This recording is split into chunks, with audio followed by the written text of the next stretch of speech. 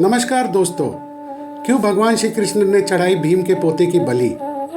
इस रहस्य को जानने के लिए आप इस कहानी को अंत तक जरूर सुनिए। पर इससे पहले हमारे चैनल TND सीरीज को सब्सक्राइब कीजिए, इस वीडियो को लाइक कीजिए और नीचे दिए गए बेल आइकॉन को दबाइए। हम ऐसे ही रहस्यमय, मनोरंजक एवं ज्ञानवर्धक कहानियाँ आपके लिए लाया करेंगे। महाभारत के युद्ध का डंका बज चुका था। कौरव पांडव अपनी अपनी सेनाओं की तैयारियों में लग चुके थे। बहुत से राज्यों से राजा और महाशूरवीर इस ऐतिहासिक लड़ाई का हिस्सा बनने के लिए कुरुक्षेत्र की तरफ प्रस्थान कर रहे थे। उनमें से कई लोगों ने यह भी निश्चित नहीं किया था कि कौरवों की तरफ से लड़ेंगे या पांडवों की तरफ से लड़ेंगे। कृष्ण भगवान पांडवों की तरफ से युद्ध की तैयारियों का जायजा ले रहे थे। तभी उन्हें खबर लगी कि बार्बरिक नामक एक महायोद्धा अपने नीले घोड़े पर मात्र एक धनुष और 3 बाण लिए कुरुक्षेत्र में पधार रहे हैं। श्री कृष्ण ने ब्राह्मण वेश धारण किया और उन्होंने बार्बरिक को रोका और उनसे कहा कि हे बालक, मात्र 3 बाणों से इस युद्ध में सम्मिलित होने आए हो? ऐसा सुनने पर बार्बरिक ने उत्तर दिया कि मात्र एक बाण शत्रु सेना को परास्त करने के लिए पर्याप्त है और ऐसा करने के बाद बाण वापस तर्कस में ही आ जाएगा। यदि मैंने तीनों बाणों का प्रयोग कर लिया तो तीनों लोगों को में हाहाकार मच जाएगा। इस पर श्री कृष्ण ने उन्हें चुनौती दी कि जिस पीपल पेड़ के नीचे वे सब खड़े थे उनके सभी पत्तों को छेद कर दिखलाओ। बार्बरिक ने चुनौती को स्वीकार किया और अपने तर्कस से एक बाण निकाला और ईश्वर का स्मरण करके बाण पेड़ के पत्तों की ओर चलाया। तीर ने क्षण भर में ही पेड़ के सभी पत्तों को भेद दिया और श्री कृष्ण के पैर के इर्द गिर्द आके चक्कर लगाने लगा, क्योंकि एक पत्ता उन्होंने अपने पैरों के नीचे छुपा लिया था। बार्बरिक ने कहा कि कृपया करके आप अपने पैर को हटा लीजिए, नहीं तो आपके पैर को चोट पहुंचा देगा। श्री कृष्ण ने बालक बार्बरिक से पूछा कि बालक, युद्ध में तुम किस किस ओर से सम्मिलित होना चाहते हो? इस पर बार्बरिक ने उत्तर दिया कि मेरी माँ को दिए हुए वचन के अनुसार मैं युद्ध उसी ओर से लड़ूंगा जिस ओर से सेना निर्बल होगी और वो हार की तरफ अग्रसर होगी। यह सुनकर श्री कृष्ण चिंतित हो गए। वो जानते थे कि युद्ध में हार तो कौरव का ही निश्चित है, पर अगर बार्बरिक ने उनका साथ दिया तो परिणाम उनके पक्ष में ही होगा।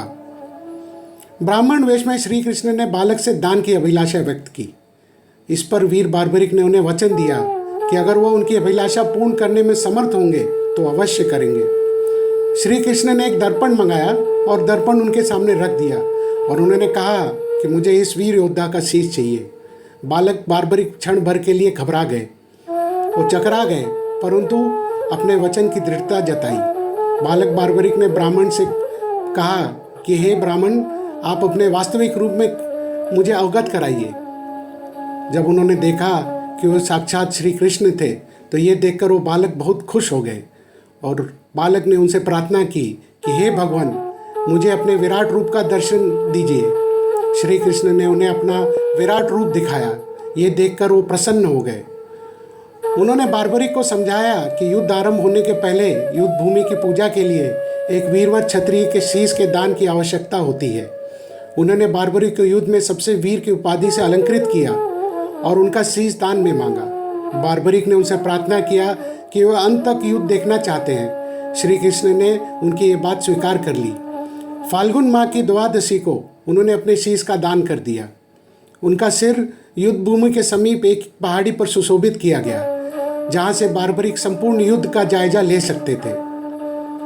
बार्बरिक को कुछ ऐसी सिद्धियां प्राप्त थी जिनके बल से पलक भर में ही वो महाभारत के युद्ध में भाग लेने वाले समस्त वीरों को मार सकते थे।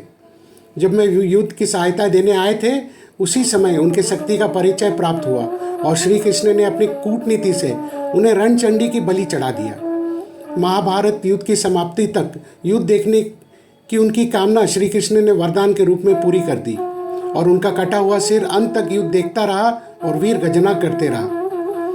बाल्यकाल से वे बहुत वीर और महान योद्धा थे। उन्होंने युद्ध कला अपनी माँ से सीखी। माँ आदिशक्ति की घोर तपस्या करके उन्हें प्रसन्न किया और 3 अभेद्य बाण प्राप्त किए।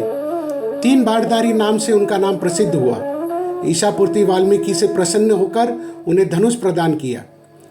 उन्होंने तीनों लोक में विजयी बनाने के समर्थ बना दिया। वे घटोत्कच और अहल्यावती के पुत्र थे। घटोत्कच भीम के पुत्र थे, इसके नाते बार्बरिक भीम के पोते हुए।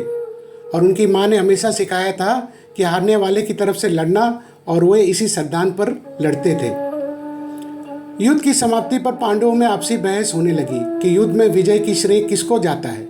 इस पर श्री कृष्ण ने उन्हें सुझाव दिया कि बार्बरिक का शीश संपूर्ण युद्ध का साक्षी है।